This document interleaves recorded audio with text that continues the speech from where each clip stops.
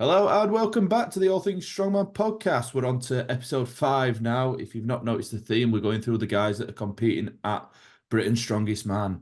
Episode 4, if you've not heard it, was with Kane Francis. You can go and catch that on Spotify and YouTube right now. But today we've got Kane's best friend, or as he said a little bit earlier, carer, Yeah, acquaintance, poor guy that brings him along to shows, things like that.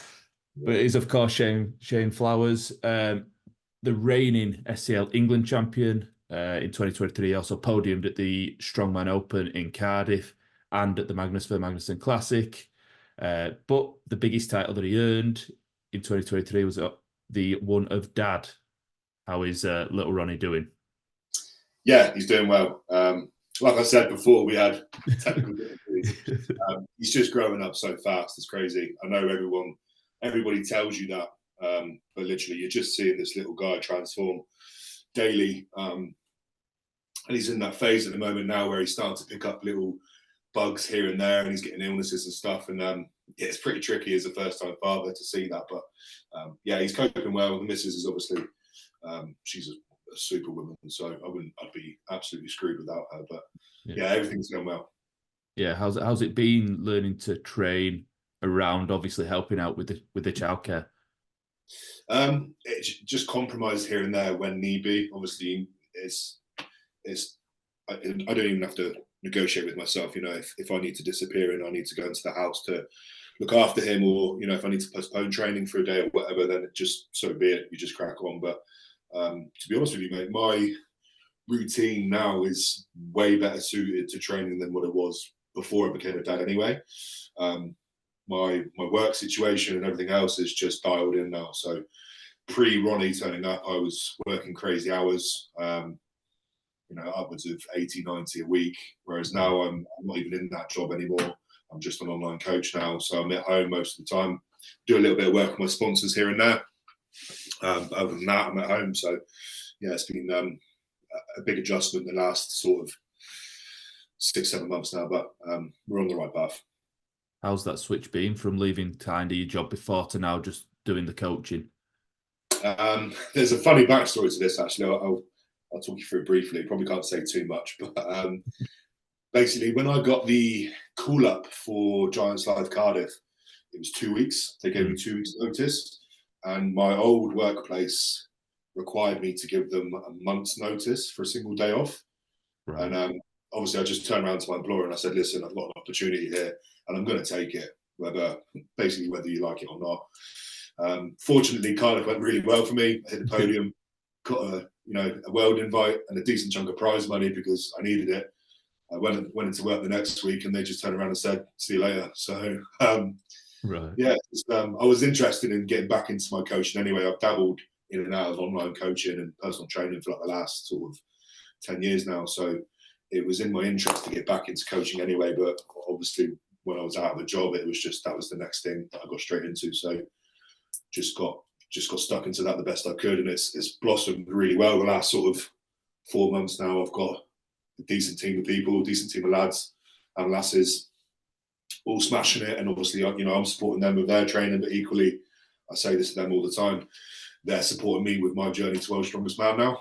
From a financial standpoint and stuff like that. So it's been it was a tricky process to begin with, obviously quite a lot of stress and stuff, but it's set up now, so I can just kind of relax and crack on with it.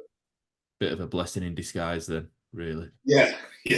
Not it didn't feel like a blessing during the the phone call, but no, yeah. I can imagine. Yeah, I can imagine that wasn't a fun phone call to have. Yeah. Everything going through your mind. A massive high from Cardiff, and I was like, oh, I'm buzzing, and then go back into work Monday, and they're like, "See you later." So yeah, up here, down there.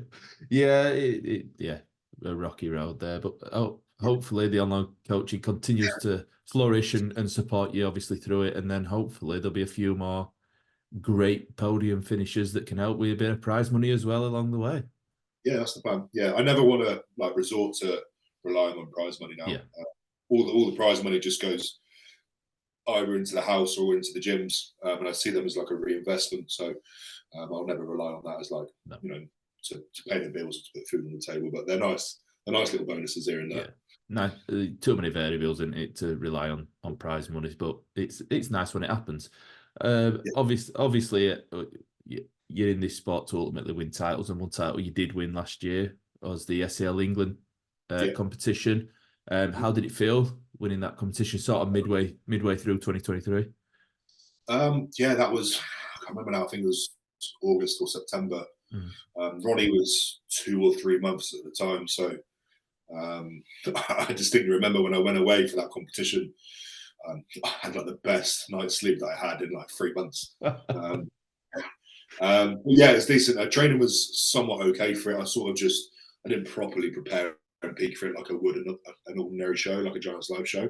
Yeah, I just kind of took it by stride. And the competition went well. I made quite a lot of mistakes, to be fair, but I needed that sort of that competition just to blow the cobwebs out a little bit, because even though it was only from the date of Europe's Strongest Man, which was my competition beforehand, was in April. So from April to August, it was only sort of 4 or 5 months, but it yeah, felt like a year, obviously because of what happened between those two competitions and the massive adjustment and stuff. So I just needed that competition to blow the cobwebs out, and yeah, it did the job.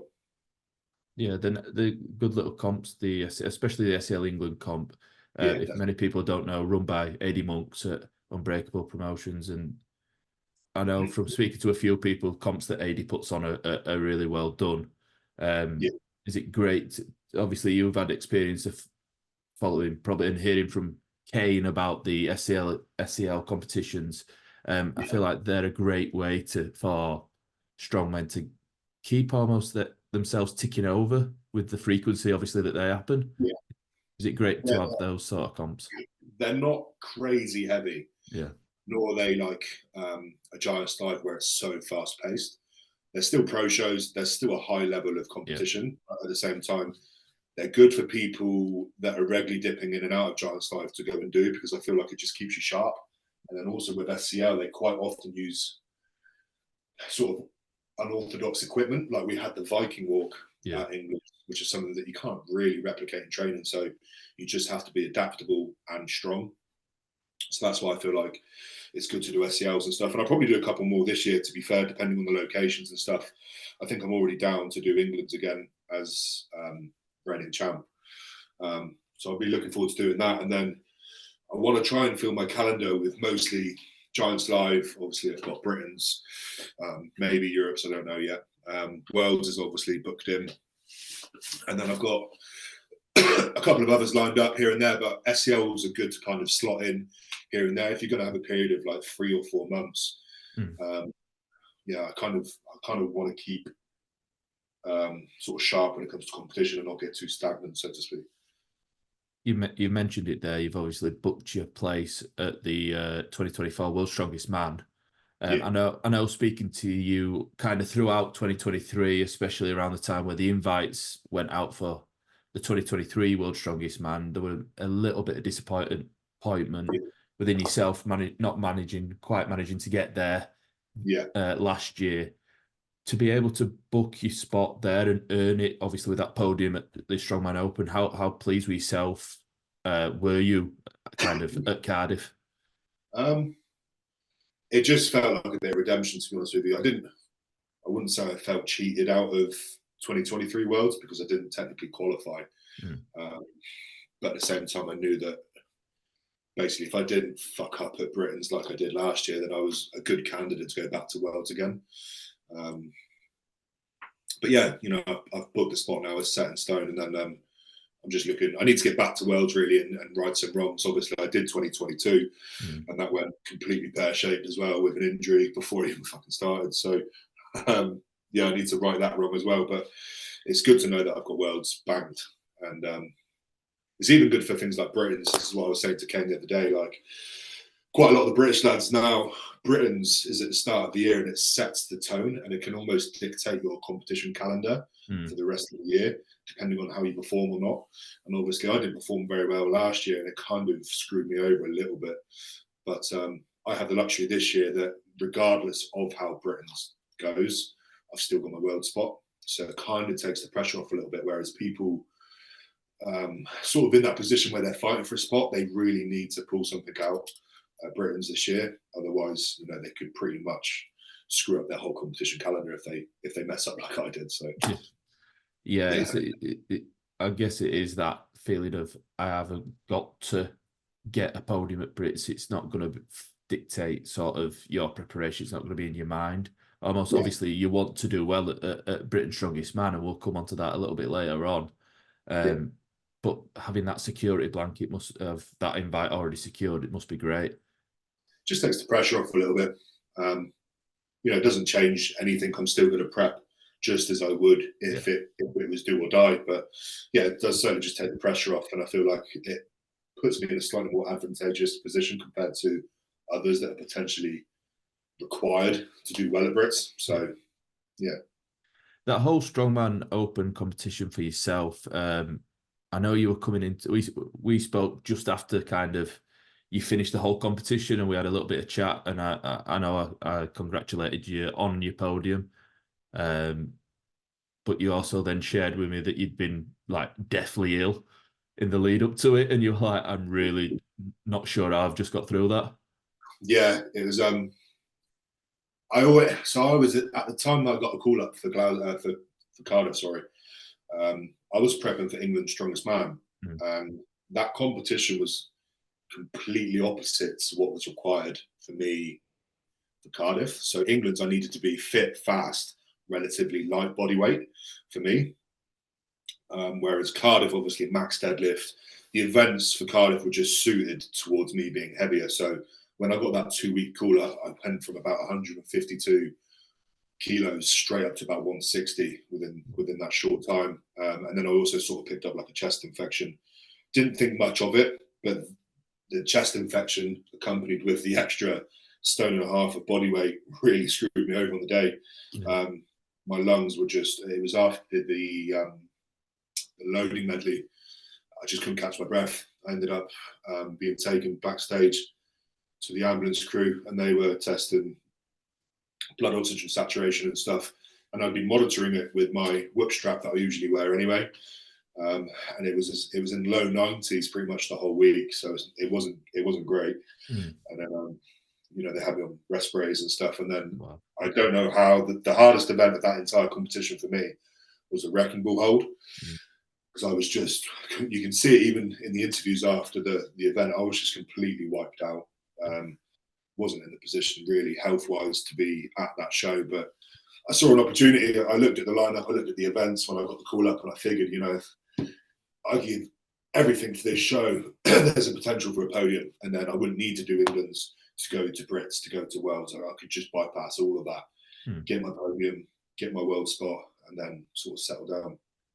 Yeah, and that's exactly what you managed to do, which I'm sure he was extremely happy about. And that, I was quite sick after Cardiff. I remember I went back to the hospital to check for my lungs, and they put me in for an emergency chest X-ray, and it turns out I can't remember the specific terminology, but I had liquid in my lungs. And I've had bad lungs anyway. I've always had pretty poor lung function. I had pneumonia pretty bad when I was a kid, several times, and pleurisy as well. So my lungs just aren't great anyway. That's why you'll often see me with an inhaler. I'm not technically asthmatic, but I need it otherwise. Even now, I've just finished an events training session. I can feel my lungs starting to get a bit sort of raspy. So it's an issue that I'm sort of dealing with. But that's why I ended up pulling out of England's Strongest Man as well, because after the chest X-ray and stuff, my health weren't great. Nor was it required for me to continue pushing for prep for England's. So I just knocked it on the head, really. And I think it was a wise decision to make, really, to be honest with you. Yeah, definitely got to take your own health into consideration when you're looking at these competitions. It's great to obviously see you perform and obviously push for these podiums, but if it's at the detriment to your own health, it's not something that anybody wants to see. Is obviously any of you guys end up pushing beyond your body's limits and ending up putting yourself in a bad way. Yeah. So very smart. So thank you from the fans for taking care of yourself. Really. But yeah, you sort of, just to kind of round up the chat around your 2023, you ended the year obviously heading out to Iceland and the Magnus Classic. A little bit of a different kind of competition. I'm sure you can agree. But how was that experience for you? It was, I'll put this on record, it was by far the most enjoyable competition I've ever had. It was also my first international show. If you exclude World's Strongest Man, where I did 2 events and then pulled out, this was my first actual competition overseas that I've done for strongman anyway. And then also my first multi-day show. So it was 3 days, 3 events each day, 9 events in total. One of the reasons why I was selected to do that show anyway, firstly, I love Iceland. I went there on holiday for my birthday last year, and Magnus dropped me a message, and I said, "Listen, mate, I'd love to come back to Iceland. If you ever want to, put me into your competition, I'd absolutely love to do it." And thankfully, I got the invite. One of the reasons I chose that show was simply because how unorthodox the kit was. Yeah. It's not something that you can particularly train on. You just have to be adaptable and strong. And I just really enjoyed it, to be honest with you. Some things didn't go quite to plan, but overall, I think if I did that show 2 years ago, I probably wouldn't have even made it through. I probably would have got injured, or I certainly didn't have the same level of resilience that I have now to be able to cope with a 9-event, 3-day show in Iceland. Stood out in a field in the piss and rain at like -2 degrees, whatever it was. So yeah, it was good. It definitely looked like a fun event. I must admit I enjoyed watching it, and it's probably one of the most fun shows I've watched all year long. I saw stuff on social media. It seemed like everybody that were competing were loving it. I mean, I don't know how you can not enjoy yourself with a character like Rongo Keane rocking about. It seems a bit of a character. So yeah, we was I think there was we was in the minibus, and I ended up sandwiched between Rongo and Pa for 3 days straight, just traveling around Iceland. And as fun as it was, those two are an absolute fucking, they're madmen. A lot of love for them, but at the same time, when I got home, I didn't talk to anyone for like 3 days. I was completely burnt out. But I loved it, and I think there is an offer for me to go back out there again this year. I think the podium gain an automatic invite. I'm not too sure on that, but I'll absolutely be there 100% if they invite me. So that's can imagine it's a show that not many people would want to turn down. Obviously, I know Magnus runs a number of qualifiers to earn the right to go, and obviously Tristan Hoth. I hope I'm getting his name right. Obviously, Tristan. I just call him Roomy. He was my roommate for 3 days. Well, there you go. A very strong room, obviously. He went on to win the competition, kind of out of nowhere, and not really expected to do anything to win it by anybody. I know what, he didn't even. I mean, when I turned up, we got chatting about our expectations and stuff, and he said he'd be happy with mid-pack, and then he goes and wins the show. So, I think he only won the one event, the arm over arm. Other than that, he was just consistent. I mean, there was lads winning events like me or Rongo or Pavlo, but then on the next event, I'd place 8th or 9th, whereas Tristan was just solid. He was 4th, 5th over the whole competition. So fair play to him. Yeah. Obviously, one event at that competition was obviously the famous Husafell Stone. How was it kind of getting your hands on that? I tried to sort of. I remember there was a period where I stood there and I tried to kind of soak in the moment. It was historic and stuff, but at the same time, I was just fucking freezing cold. And then, you can't warm up. You get in a minibus, they take you to the site, and it is literally just a bunch of stones in a field. So there's no warming up. There's no nothing. Our warm up was literally Maggie gets a blowtorch and he just fucking sprays it over the stone to kind of get all the ice off, and that's pretty much you good to go.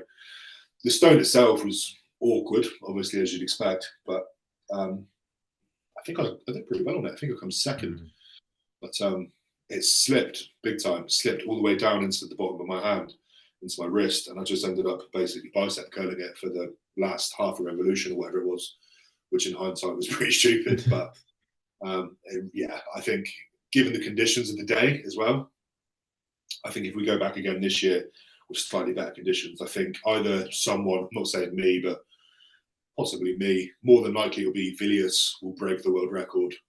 It's well within quite a number of people's reach. So definitely, I think that'll go this year. Yeah, which would be historic to see. Obviously, I think every strongman fan knows about the Husfeldstone, knows about kind of the history and the lore around it, and kind of this mystical vibe around it. It's definitely one that every strongman fan wants to see, probably in their lifetime. But for yourself, then, your journey in strongman, it's well documented that you come from the world of powerlifting first. When was the first time you sort of started your strongman training? It's actually during lockdown. So obviously they shut all the gyms and stuff. So I couldn't train powerlifting because powerlifting is very specific. You need certain bars, certain plates, certain racks and everything else, which is something that I didn't have the luxury of at home at the time. But what I did have was, I had mates that owned gyms and stuff. So they lent me some kit. I think I had a log, I had some sandbags, some farmer's handles. So I was basically forced into strongman. If I wanted to continue resistance training during lockdown, then I had to start basically doing strongman. Right. I remembered I entered, it was Fit Expo 2021. They were hosting a deadlift competition. And at the time, I just deadlifted 420 for the first time. So I figured I wanted to get onto a platform and pull over 400, which I've never done in a competition. I think my current competition personal best at the time was like mid 300s. So I wanted to get a 400 in comp. So I signed up for that. And then like a month later, they announced England's Strongest Man was at the same venue, same weekend. And I looked at the events and it was an online qualifier and stuff. And I just figured, I remember the moment clear as day. I looked at my brother and he looked at me and we just said, fuck it, let's do it. Let's see. We can at least do the online qualifier, see where we stack up. And then I ended up topping the leaderboard of the online qualifier. And then that was it really. I was like, okay, I guess I'm actually going to be a strongman now. Yeah. And the prep was the worst prep I've ever had. At the time, I was still coaching myself at the time. I wasn't under MSD systems. I started prep January 2021, and the competition was initially supposed to take place in April. But with COVID and lockdowns and all this kind of stuff, it was postponed and then postponed again. And it didn't, and it ended up happening in August. So I basically started my prep in January and I was just full throttle all the way till August, which by that point I was absolutely hanging. I had hamstring tears. I had all sorts going on with me. But I just sort of just powered through on the day and luckily won because that was the only competition that I did, which wasn't a Giants Live up until recently. So it sort of catapulted me straight up into the big league straight away, which again, I was not expecting in the slightest. I still didn't even know if I wanted to be a strongman when I got invited to my first Britons. So, yeah, I think my first exposure to yourself as a strongman was at Britain's Strongest Man in 2022. I was actually at that show, and I just remember this almost nobody. I don't want to call you nobody now, but at that time, it was like, who's this kid? Absolutely flinging these bags over the bag toss, and I thought, hey, this kid's got a bit. How was that sort of show for you as sort of your first big Giants Live? It was actually my second. So I did my first ever Giants Live was Britain's 2021. Right. But if you remember, because the calendar was flipped on its head in 2021, it was Britain's 2021 was in October. And then they did 2022 Britain's like 4 months later. Yeah. But at that time, I was still like such a newbie to any of these events. I remember my first Britain's, there was a dumbbell ladder, and I had 6 weeks to learn how to pick up a dumbbell. I've never done it before. So not only am I trying to learn a brand new event for the very first time within 6 weeks, I'm also trying to get it up to a pro level and not embarrass myself. And that was basically the reoccurring theme for like the first handful of Giants Live shows I did, because again, Britain's 2022, there was an axle floor to overhead, and again, I had no experience with an axle. There was a couple of weird events in there, but the reason why throwing went really well for me was because it was something that I could train with high frequency. So I trained it like 3 or 4 times a week. which over the course of like 10 weeks, 40 training sessions, I ended up getting pretty good at it. Whereas you can't have that luxury of training deadlift or axle or whatever 4 times a week. So I knew that I couldn't get much stronger within that time period. But what I ended up doing was just trying to get more skillful and refined, and just also resilient, because at the time as well, I was so fragile. Going into strongman for the first time and going straight into the pro scene, I didn't have the level of resilience, and I was just like tiptoeing around injuries left, right, and centre. So we were really kind of on that teetering edge all the time. So yeah, it wasn't really an enjoyable time, but I think everything changed for me after the bag toss at 2022 and the Atlas Stones. That's pretty much what I think gained me my invite to Worlds that year. Yeah. I think that put you into sort of finishing 5th. I think, was it? 4th, yeah. Fourth. I think just a couple of points off the podium. Yeah. That was it. I did the shield carry was the first event, and I think I pretty much come dead last.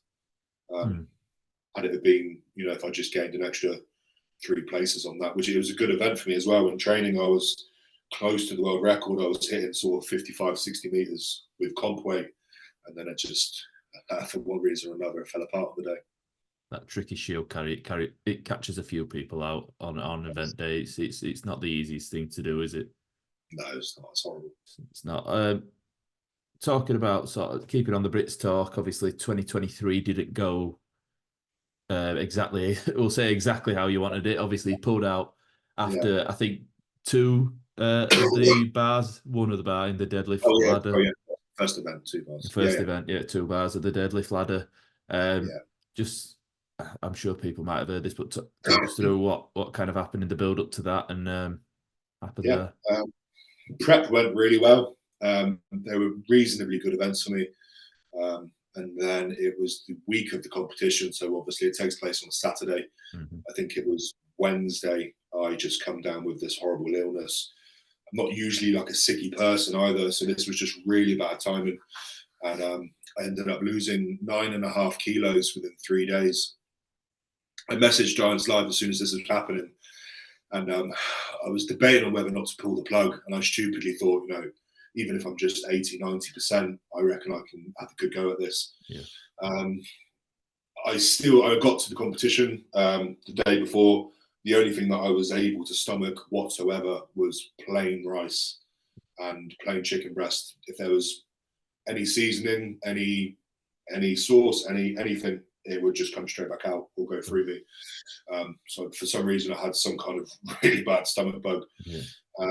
That wasn't the main issue. It was the dehydration that accompanied that. The people at Giants Live were trying to rehydrate me as much as we possibly could with IVs and stuff. I had a double IV. I sort of resaturated a little bit. I got my body weight back up a bit. But by the time the show started, I remember I was warming up for the first event, which was deadlifts, and I clipped on my SBD belt around my belly. And obviously from where I'd been so poorly, my belly was distended. It was literally huge. It was sticking out. It was so heavily inflamed that I couldn't properly brace against my belt without being in quite a bit of pain.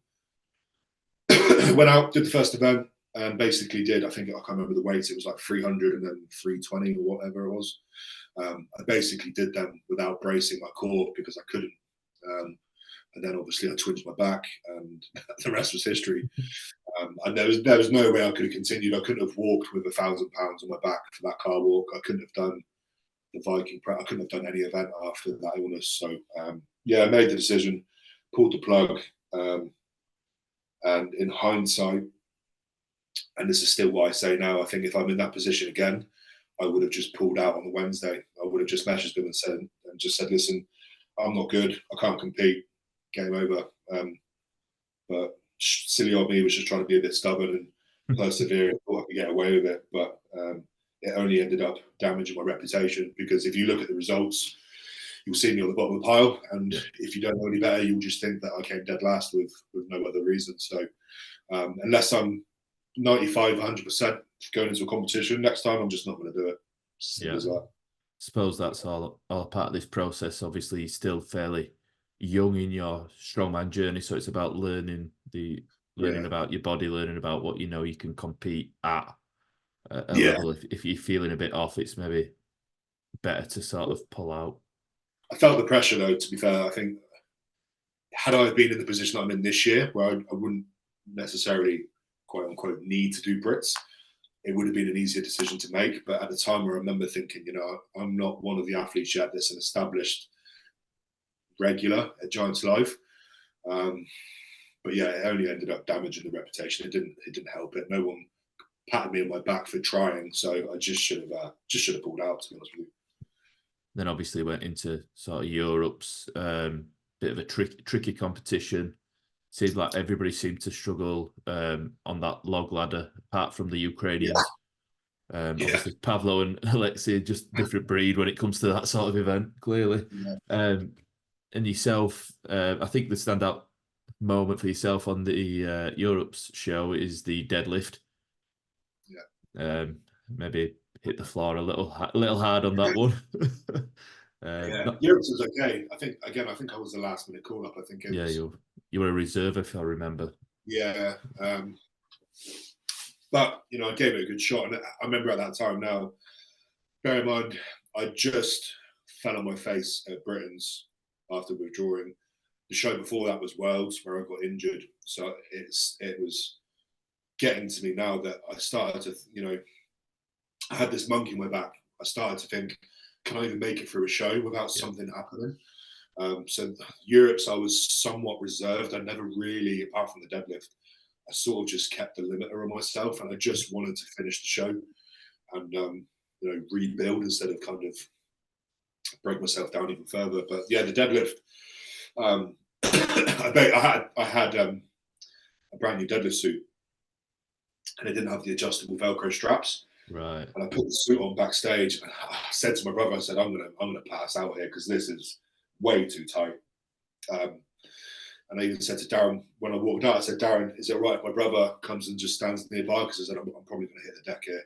And then I did the 5th rep or 6th rep, whatever it was, went for the 7th rep. And I remember thinking it clear as day. I said, I'm going to do this 7th rep and then I'm going to black out. And that's exactly what happened. And, it's quite funny because it's a running joke now, but I remember waking up or coming back around or whatever.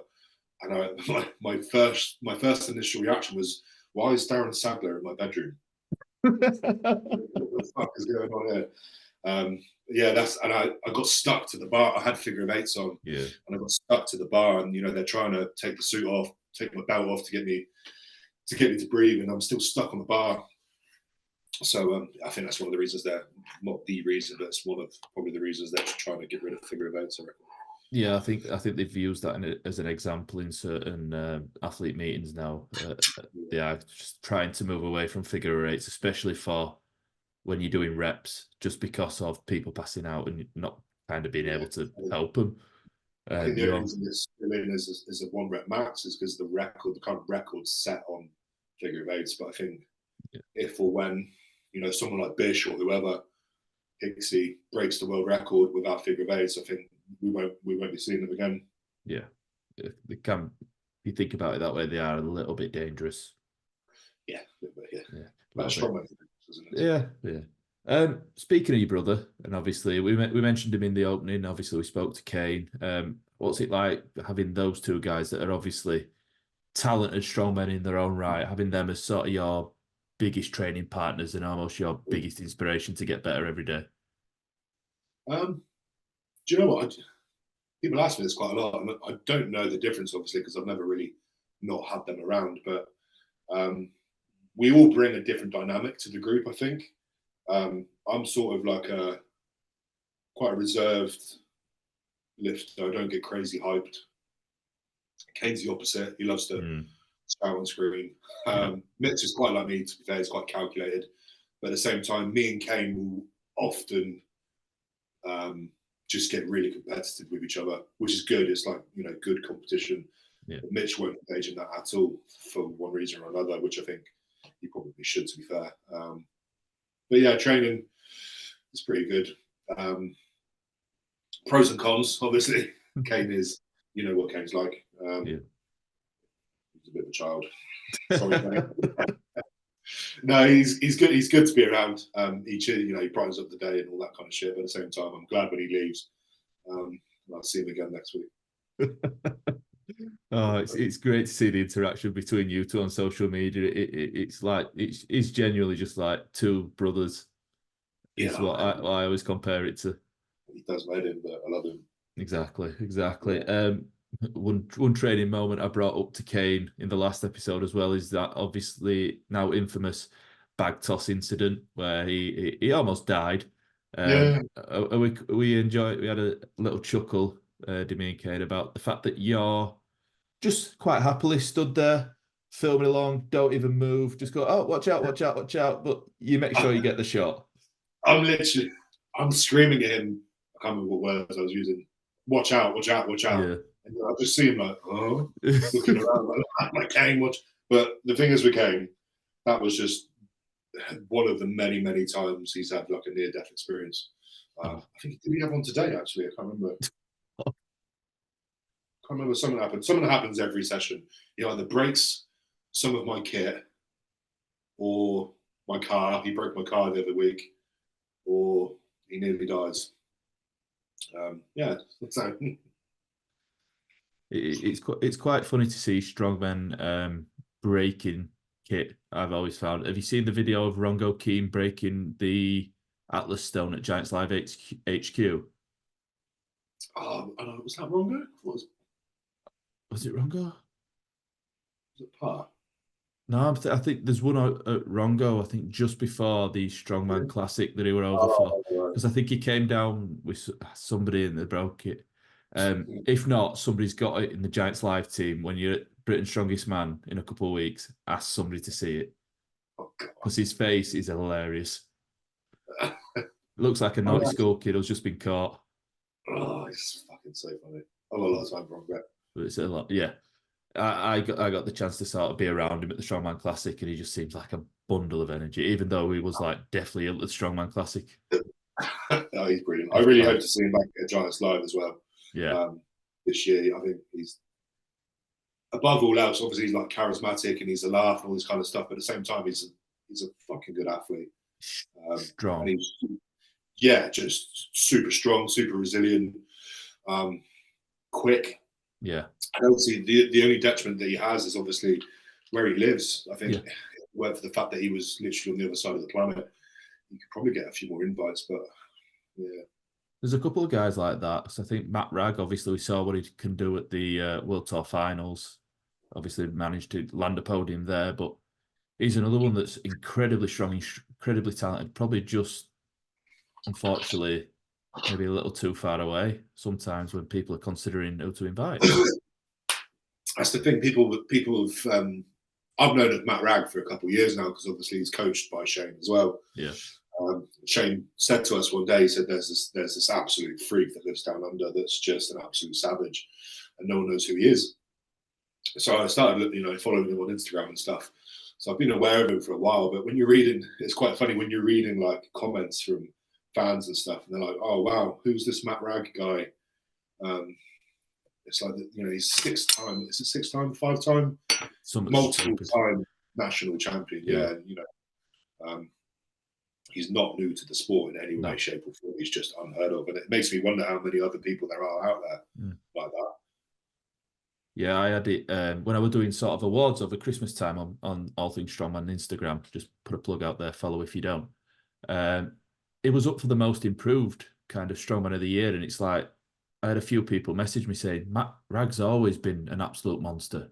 He's not most improved this year. He's always been like this, but he's just come onto people's radar. Yeah, he's had more exposure this year. Obviously, made the final of World's Strongest Man, the World Tour Finals, podium. People are seeing him now, rightly so, in the light that he should be, but yeah, as you say, I wonder how many more absolute monsters there are out there that aren't on the scene yet. Matt's going to level up again this year, I think big time. I could even see him on some major podiums this year. Yeah. I'm excited to see how he gets on, to be fair. Yeah, you mentioned your coach there, obviously Shane German at MST. Mm-hmm. He's a guy that I've sort of got heard about more and more, sort of as I've been kind of delving myself into this more into the strongman world with my Instagram and things like that. Just a word on how great he is as sort of a coach, and sort of how great he's been for your development and continued growth. There's just, when it comes to Shane, there is no bullshit whatsoever, which is what I like. He's not the type of coach to fluff up your ego, again, which is what I like.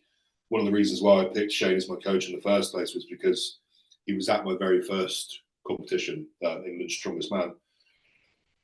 And he'd been coaching my brother for a while, so I had a relatively good insight into what his coaching was like anyway. Yeah. But he come up to me after the show, and I had people at the time sort of blowing smoke up my ass. Winning the show is my debut, all this kind of stuff. And Shane did congratulate me, but then he also went straight into criticising me, and I was like, "Yes, I need this. I don't want people blowing smoke. The way that I improve is by people tearing me down and picking on my weaknesses and focusing on them." So Shane did that, and I was like, "Okay, yeah, this is the guy for me." And then obviously it's been over 2 years now, I think. Wow. I don't see it changing. As long as he continues to coach me, as long as he's happy to have me, I'm happy with Shane. Yeah. Nice. It's I suppose it's great to have that accountability and knowing a coach that's, as you say, not just going to pat you on back and tell you everything's great and rosy and you're doing fantastic. He's there to make you better every single day, isn't he? All he cares about. And it's good as well, actually, because this year he plans to attend pretty much all of the major shows. Nice. So he's going to Brits, he's backstage with me. He's coming out to Worlds, and he's never done this with me before anyway. He's never been backstage with me. So I've always had someone like Kane or my brother or my dad, which is all well and good.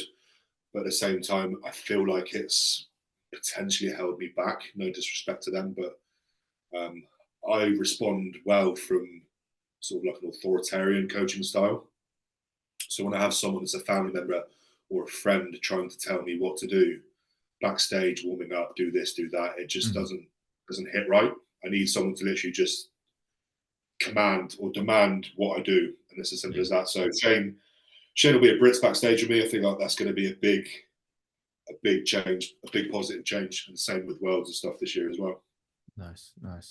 Moving on to them Brits, obviously it's a couple weeks away. We're literally 2 weeks today as we record this. Obviously on the 27th of January. How's preparation gone? How's sort of the last few weeks gone for yourself in preparation for that show? Really well. So obviously the show that I did just before was the Magnus Classic, which was in November. Yeah. For that show, I decided to come in a little bit light because obviously I was up against Pavlo and everyone else, and it wasn't a competition that warranted being heavy. Yeah. So I slimmed down. I got down to, I think I weighed about 141 kilos on the day, which is quite light for me. Usually at a Giants dive, I'm between sort of 150 to 160. So this prep, I've got quite heavy again. I'm back up to about 160 now, just because the events are quite statically orientated for Brits. Yeah. It was warranted. So prep's been good.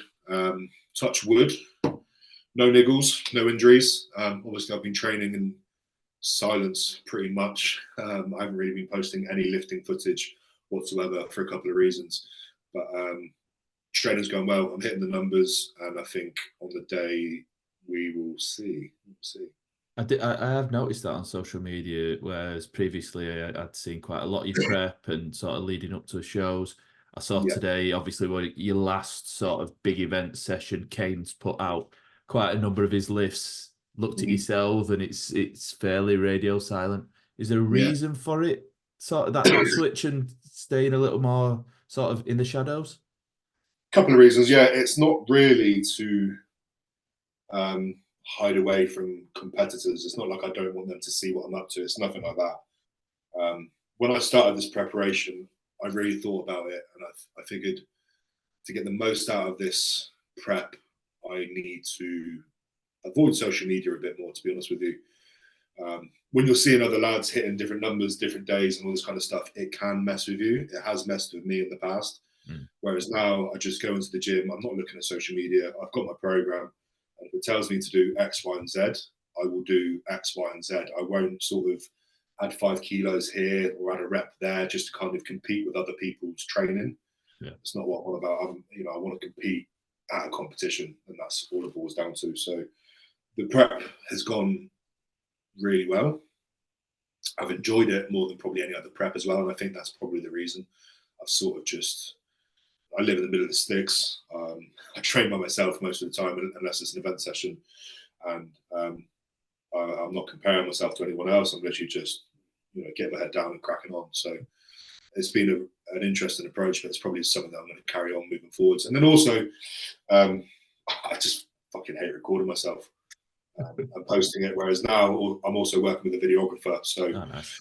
he's been shooting some content over the last sort of 4 or 5 weeks now, which will sort of start being put out on socials over the next couple of weeks. So I just, for a couple of reasons, like I said, but also I want my social media to be more about just me as a person and less about what I'm lifting.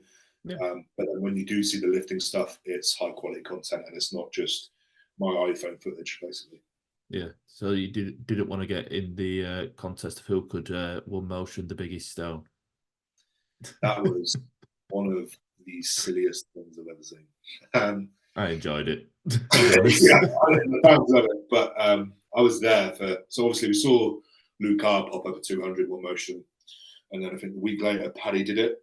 Yeah. The day that Paddy did it, we were training, and Mitch, I think it was either Mitch or Kane, he found it on social media whilst we were training, and he said, "Oh, Kane, Paddy's just one motion 200," and you can just see Kane's eyes starting to twitch like this.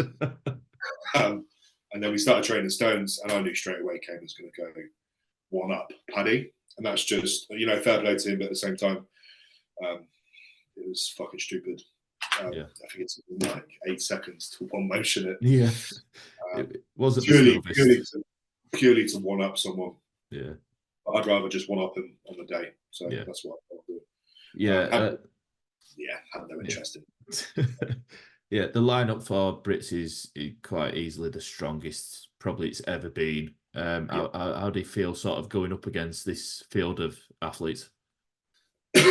Good. Again, I'm not kind of getting tied into what other people are doing, but I think if I'm able to hit what I know I can hit on these events, I'll be on the podium 100%. Nice. You look at things like throwing at the stones, I don't see myself outside of the top 2, especially with how training's going.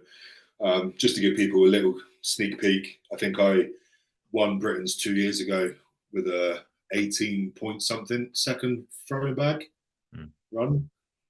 I've gone sub 12 seconds multiple times in training. Wow. So I don't think it's possible to go much faster. Stones, again, I'm pretty competitive. I'd probably put myself behind Tom in the UK. I think that's a fair argument. My deadlift is flying ever since Cardiff, really. My deadlift's just leveled up. I feel like I can probably pull 1,000 pounds any day. Arm over arm, again, good event. And then the only event that's potentially a chink in my armour is the axle. But I feel like on the day I'm going to shock quite a lot of people. So, she's shaping up. I feel like there's a few people that are looking at that axle and seeing that as sort of the only one that they maybe might struggle on. And I spoke to Paddy Haynes in his episode. He said he feels confident with the other 4, but the axle press is maybe the one that he's feeling a little bit shaky on. Obviously for yourself being a static monster, obviously from your powerlifting days, but the ability to mix it up in the moving events as well. I know there's not too much movement, but obviously you've got the movement in between the bags. Mm-hmm. Are you for the bag toss? Is it basically stand and just launch? Are you not taking a step back? I'm guessing if you're going sub 12. I'm throwing from the spot, and I've started my prep throwing about 2.5 meters away from the implement, and then I've progressed how far away I'm throwing from. So today in training, I was throwing 4 meters away, and obviously over 4.6. And we're still looking at like a sub 14-second run when I'm doing it that way as well. So throwing is just one of those events that comes really natural to me. So Yeah, again, I'm fairly confident with that. Arm over arm, fairly confident with that. Obviously, it's a bit of there's a mild grip element, which plays to my advantage, I reckon. And then speed over the ground. Stones are stones. Yeah. So yeah, I'm feeling very confident. It's going to be a great competition to watch all of you competing. I think the bag toss is definitely an event I've got circled. I feel like it's going to be incredibly tight and probably come down to if anybody makes a mistake. Yeah. But I can definitely see. I've told a few people this. I went, it's Shane's to lose. Is the bag toss, so no pressure. No, I'm bigging you up. I don't know if anybody's listening, but I'm bigging you up on the bag toss. I've been bigging myself up, and now I sort of semi-regret it, but we'll see. Yeah, I'm going to say you've just told us you've done it in sub 12. So anything over that, and we'll be asking questions, really. Yeah. Looking ahead to the rest of 2024, then obviously we've talked about Brits. We've talked about, obviously, you've got your invite for World Strongest Man in 2024. Yeah. Any other competitions that you'd like to do? Obviously, we mentioned the Maggie Classic again. If you get an invite to that, anything else you've got your eye on? Britain's, and then I will shift my focus onto Worlds. Typically, with the close proximity between Europes and Worlds, usually the events are sort of similar anyway. Yeah. So if I get a call up for the Europes, I will more than likely take it. Then Worlds, and then I would personally love to do the Royal Albert Hall as like a bucket list venue. But we'll see. I haven't got that lined up yet. The only ones confirmed, SCL England's. I've just accepted my invitation for England's Strongest Man, which is in June, July. What else? I want to have a pop at the deadlift. I want to get £1,000 ticked off. But with it being out in Vegas, I'm not sure how that's going to pan out. Obviously, they're going to probably invite a lot of other Americans to that competition. And I'm probably not at the top of the list of who to invite, but hopefully that may change after Worlds and stuff. And I think there's the potential for me to be out in Vegas at that time on that weekend anyway with the works thing. Oh, nice. I might just take my kit bag out there just in case they do. So I hope Darren Sadler or somebody at Giants Live is listening to this podcast. If anyone is, it'll be Ben. So Ben, he already knows. Ben, sort me out. But yeah, I mean, I think Ben's trying to get his own invite to Vegas. Having spoken to him a few times, I think me and him are both trying to say, "Oh, we come hand in hand," with me sort of doing the scoreboards for the social media. Like, we need to be there. They need to. I think I can't remember who said this as well, but a Giants Live, if it's picked up and moved abroad, it still needs to be the entire Giants Live crew. They can't just outsource the work to other people, companies, whatever, because it won't have the same factor. I think Giants Live is what it is because of, Lindsay and Darren and whoever else behind the scenes, Ben and Zoe and whoever else behind the scenes, it's those guys that really make it. So people like yourself as well, it wouldn't be the same if it weren't the same faces. So hopefully. You've got the guys that do the loading and the resetting of events, and I feel like they've got it down to an absolute science. It'd be a big detriment to the event if those guys aren't there. I'm not putting myself in that category. I just sit at the side and do a little bit of social media stuff. But the guy you mentioned Lindsay, she's obviously instrumental in putting the shows on. Darren will obviously be there, but yeah, I know what you mean. If they take everybody over, it'll be a great show. Yeah. So it needs to be there. But yeah, the Royal Albert Hall show as well for yourself. It is such an iconic venue. Yeah. I was there last year, and just in absolute awe of that venue. Obviously, a great competition as well. They do some different events there. Yeah. Obviously, they've got to mix it up because of the space that it's quite limited. But it'd be great to see you at those competitions, and it'd be great to see if you can nail that £1,000 deadlift in 2024. Yeah. It's going to happen. I've just got to find a competition to do it in. Otherwise, I can't really warrant doing it in training. But maybe I need to do it in training for them to warrant me an invite. I don't know. We'll see. I feel after break, I might just fucking send it. Why not? If you've got that little bit of downtime and Europe's is maybe a little bit too far away, just casually pull £1,000 deadlift in gym and just in your downtime. Just send it to Darren or Lindsay or something. Yeah. How about these guys? Send. But no, I think we're going to wrap things up there, Shane. It's been an absolute pleasure talking to yourself. I believe this is now probably the longest podcast we've done. So I think we're just around. No, don't apologise. It's been great stuff. I just feel like I didn't want to stop you going through obviously the chat. It's been great talking to yourself, great learning about sort of how you got started in the sport and obviously covering more 2023 and 2024 coming up. You got anything else you want to add before we wrap up? No, mate, just, thanks for having me on. Thank you to anyone that's listened to this. And yeah, if you want to take my offer up on coaching, obviously drop me a DM, email, coaching, all that kind of stuff. And yeah, 2 weeks out, Britain's Strongest Man. Yeah, he's mentioned it there. Britain's Strongest Man is the next show that Shane Flowers will be in action at. It's on Saturday, 27th of January at the Utilita Arena in Sheffield. There's a few tickets left on giantslive.com. If you can't get a ticket and can't get to Sheffield to watch it in person, the show will be available on officialstrongman.com. The live stream is absolutely fantastic and I cannot recommend it more if you kind of want to catch the event. Obviously, they've got on their past shows as well if you want to go back through the catalogue and watch it as well. But yes, Britain's Strongest Man will be an absolutely amazing show. You don't want to miss it at all. But yeah, thank you for taking the time out for listening to this podcast. Thank you to Shane Flowers for joining us. Catch you guys later.